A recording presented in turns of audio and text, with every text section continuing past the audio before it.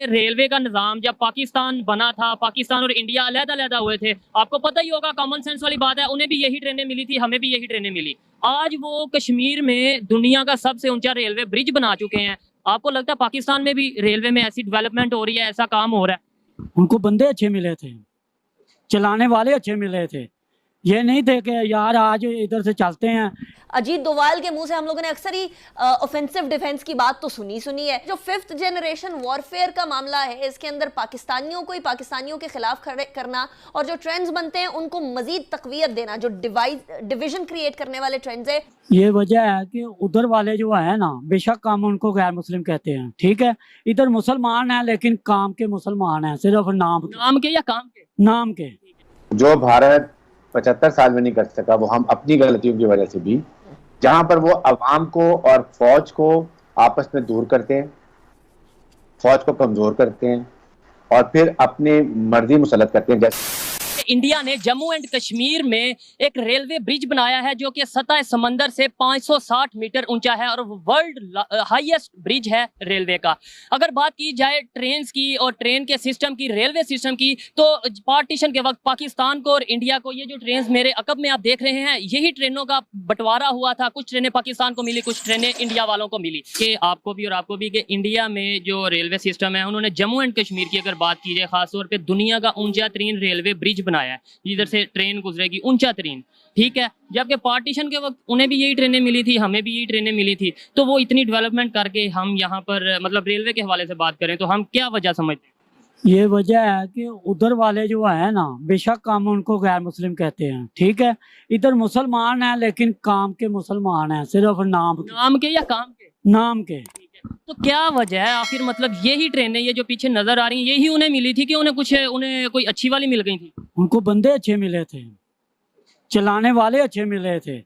ये नहीं थे कि यार आज इधर से चलते हैं।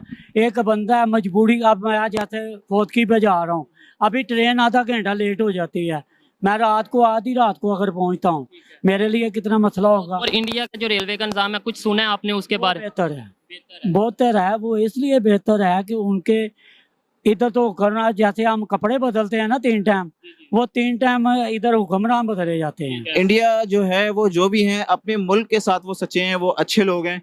वो टेक्नोलॉजी में, वो इंडस्ट्री के अंदर, वो साइंस के अंदर, वो कॉलेज में, वो यूनिवर्सिटीज के अंदर जो है बहुत ज्यादा ग्रो कर गए हैं। इसका नाम जम्मू एंड कश्मीर है, लेकिन आपके लिए आजाद कश्मीर बोले ना आप? नहीं, आजाद कश्मीर नहीं, जो इंडिया वालों के पास है, मैं उसकी बात नहीं, इंडिया को बीच में ना लाए ना। नहीं, मैं आप सिर्फ पाकिस्तान की बात कर रहा हूँ, लेकिन कंपैरिजन करना, जब 1947 में पार्टीशन किसी और से कर रहे हैं ना, इंडिया से क्यों कर रहे हैं? बात सुने ना, ये लिंक उनके साथ हो रहा है ना। 1947 में कुछ ट्रेन उन्हें मिली, कुछ हमें मिली, इसलिए उन्हें ला रहा हूँ कि वो देखें दुनिया का ऊंचा तरीन ब्रिज बना चुके हैं अपनी रेलवे के लिए, इसलिए उन्हें ला रहा हूँ। तो हमने अभी तक क्यों नहीं ऐसा किया? इसके लिए हमारे जो सियासतदान है ना, जब तक ये ठीक नहीं होंगे ना तो कुछ भी ठीक नहीं होगा। ठीक है, तो उनके सियासतदान ठीक है?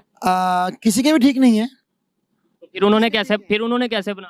देखिए, उनकी आबादी और हमारी आबादी में फर्क है, ठीक है ना। वो आबादी काफी बड़ी है, हमारी आबादी छोटी है। यार वो थोड़ी होशियार कौम है, वो सगी बन जाती है अपनों के साथ।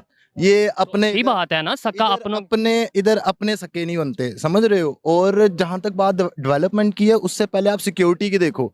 अभी हम अंदर होके आए हैं, आप यकीन माने किसी ने लगेज चेक नहीं किया, आई थिंक किसने प्लेटफॉर्म की टिकट का भी नहीं पूछा, हम ऐसे ही आ गए और ऐसे ही आ गए। आप बताएं क्या वजह समझते हैं? इन्होंने बताया कि वो अपनों के सिंसियर होते हैं, इन शॉर्ट आपने, ठीक है, आप क्या समझते हैं? बेसिकली मैं इस बात को ज़्यादा तरजीह देता हूँ कि वहाँ की जो आवाम है ना, वो इकट्ठी हो जाती है अगर उन पर कोई जुल्म होता है। हम जो पाकिस्तान की आवाम है ना, हम कहते हैं कि चाहे जुल्म हो रहा है, हम अपना एक दूसरे को कोसते रहते हैं। आप मुझे कहेंगे गलत तो आप गलत, ये ब्लेम गेम तो आप यकीन माने पाकिस्तान की रग रग में बस गई है।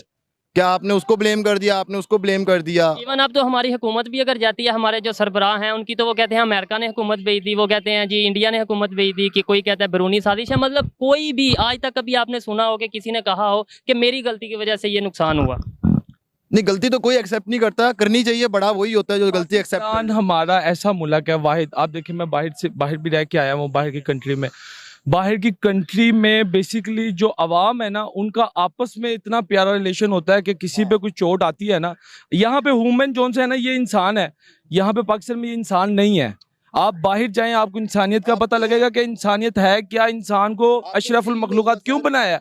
ये जब हुकूमतें आई, मैंने इतनी उम्र आपको बताई, यहाँ पर मेरे चिट्टे हो गए हैं सिर के, ठीक है, मैं कोई थोड़े अरसे का नहीं हूँ, ठीक है। ट्रेन चलती थी, इंडिया की भी चलती थी, 19 ट्रेनें नारोवाल में चलती थी, फैसलाबाद में पैसेंजरें चलती थी। इंडिया की पाकिस्तान की पहले बात करूंगा, 102 ट्रेन लाहौर में चलती थी, अब लाहौर में 18 ट्रेनें वो भी नहीं चल रही, वो भी 102 से 18 पे आ गए हैं। 18 पर आ गए हैं। ये अब मुझसे सवाल का जवाब पूरा पूछे ना, जी जी बताएं।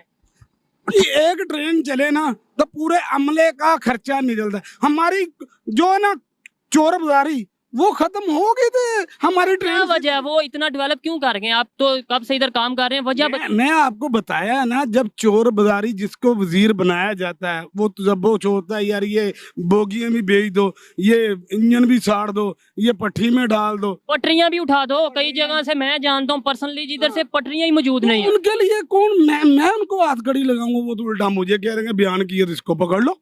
ठीक है। और मैं ये कहता हूँ कि इंडिया की ट्रेन चलनी चाहिए, हम लोगों को भी रोजी रोटी मिलती है और उन लोगों को भी मिलती है। वो बात ठीक है, वो चलती रहती है, लेकिन इंडिया की जो ट्रेन बंद हुई है तो हम लोग भी इस बात के ऊपर जो ये कोई कमजोरी होती है, जब भी कोई अंदरूनी खलफशार होती है या फिर माशी अदम इस्तेहकाम होता है तो फौरी तौर पर भारत जो है वो इसका फायदा उठाया करता है। जो 5th जनरेशन वॉरफेयर का मामला है, इसके अंदर पाकिस्तानियों को ही पाकिस्तानियों के खिलाफ खड़े करना और जो ट्रेंड्स बनते हैं उनको मजीद तकवीयत देना, जो डिविजन क्रिएट करने वाले ट्रेंड्स है उनको मजीद तकवीयत देना, ये डायरेक्टली जाकर इसके ताने बाने मिल रहे हैं भारत की कुछ कंपनीज के साथ। ऐसी सूरत हाल में पाकिस्तानी किस तरीके से और पाकिस्तानी पॉलिटिकल लीडर बिलखुसूस किस तरीके से खबरदार रहे, होशियार रहे। अजीत डोवाल के मुंह से हम लोगों ने अक्सर ही ऑफेंसिव डिफेंस की बात तो सुनी है। ऐसी सूरत हाल में क्या अभी जो सिचुएशन पाकिस्तान के अंदर है, भारत उसको, जिन शवाहिद की बात कर रहे हैं हैदर वहीद साहब भी कि पता नहीं है या नहीं है, उन शवाहिद को सामने रखते हुए क्या भारत इस सूरत हाल को यूटिलाइज कर रहा है, क्या एक्सप्लॉइट कर रहा है या नहीं?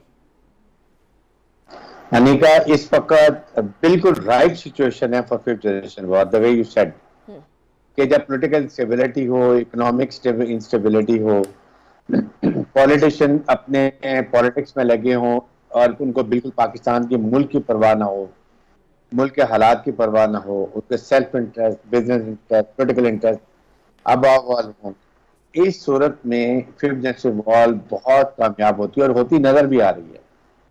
जो भारत 75 साल में नहीं कर सका वो हम अपनी गलतियों की वजह से भी, जिसमें जाहिर है कि जिस तरीके से एक्सप्लॉइट किया जा रहा है, हमारे कुछ पॉलिटिशियन ऐसी बातें कर रहे हैं जो कि बिल्कुल हमें सूट नहीं करते हैं। सियासी लड़ाई को सियासी तरीके से लड़ना चाहिए। सबसे पहले ये थी एंड यूनिटी जो है वो मुल्क की यूनिटी वो हमें हर हालत में दिखानी चाहिए थी दुश्मन को, क्योंकि वो आपको पता है कि बलूचिस्तान में क्यों वो वहाँ से रंगेजी चाहता है, CPEC है और उसके बाद अफगानिस्तान क्षेत्र हमारे सामने है।